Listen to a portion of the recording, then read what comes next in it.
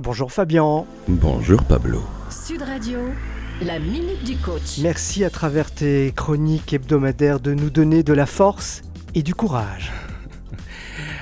S'il y a bien une vertu sur laquelle je m'interroge depuis longtemps, c'est le courage. Du latin cor, cœur, et du suffixe age. Le suffixe indique l'action du verbe. Il s'agirait donc ici de l'action d'avoir du cœur, d'agir avec cœur.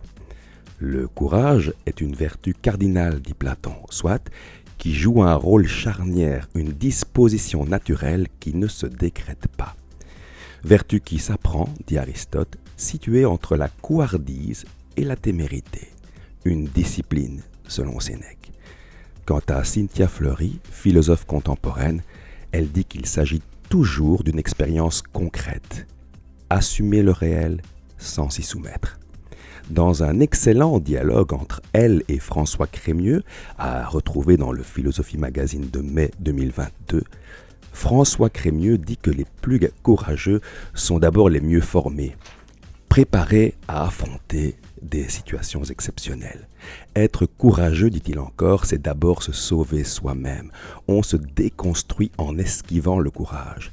Les moments de lâcheté nous hantent bien plus que les moments de courage. Et si nous devions aussi avoir le courage de nos lâchetés, le courage de courber l'échine, de s'humilier pour sauver sa peau. Et Cynthia Fleury de citer Pasteur, le hasard ne favorise que les esprits préparés. Parfois j'ai l'impression que le courage n'existe pas. Je suis jeune soldat, mon pays est en guerre, je pars au front sans choix. Courage obligé? Ou bien un enfant traverse la rue sans regarder, une voiture survient, je me jette sur lui pour lui sauver la vie au risque de perdre la mienne. Courage réflexe? D'ailleurs, si on me qualifie de héros, je répondrai que ce que j'ai fait est normal, que chacun aurait fait la même chose. Peut-être le courage existe-t-il dès lors que l'acte posé est dangereux pour nous, pour ce que nous voulons pour nous, et qu'il est totalement désintéressé. Et s'il y avait un intérêt à être désintéressé? Et puis je découvre une élève, j'adore ce mot qui rappelle la véritable mission d'un enseignant, d'un formateur.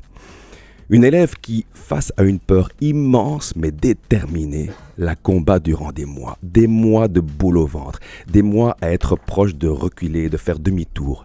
Quel courage! La détermination paie, la peur s'amenuise, la passion naît.